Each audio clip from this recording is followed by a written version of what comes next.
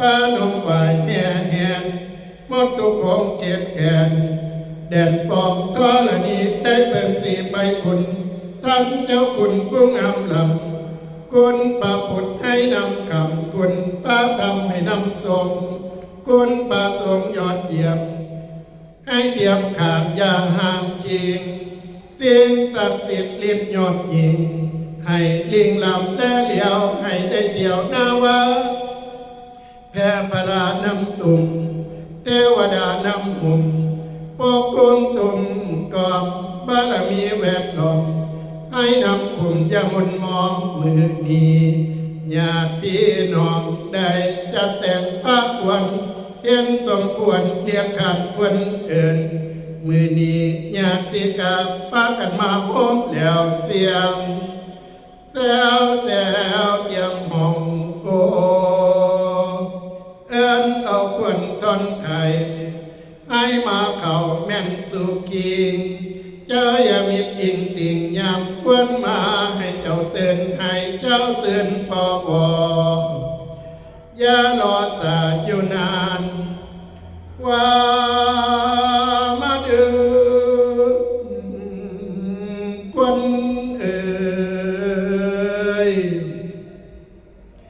ควรจะไปมุดน้ำสาใหญ่จิ้นปาก็ให้มาสามือนี้วันนี้ควรจะไปอยู่นา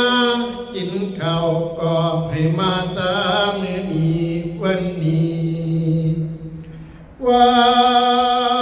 มาดูคนเอ่ย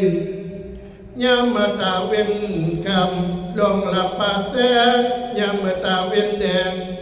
ลงหลับป่าใหม่ควรจะไปอยู่ก้นเหนือหรือใต้ก็ให้หีบมาเกี่ยมเคียงยาตาควรจะไปอยู่ฝากฝาแดนไกล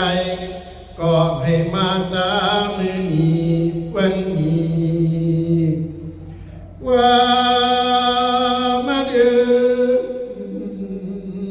คนเอ่ยควรจะไปเที่ยวกาแปลว่าทางสินมีเต้าผู้ดีฝ่ายไตได้เลือให้แล่นมาควรจะไปทรงสู่ทางผู้เบียงฝ่ายย่อนย่อนอย่าไปนอนอยู่ข้างตั้งคุณให้ด่วนมา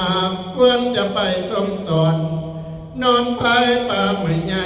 ควรจะไปเที่ยวเล่นหน้าที่น้ำเท้ากระแสควรจะ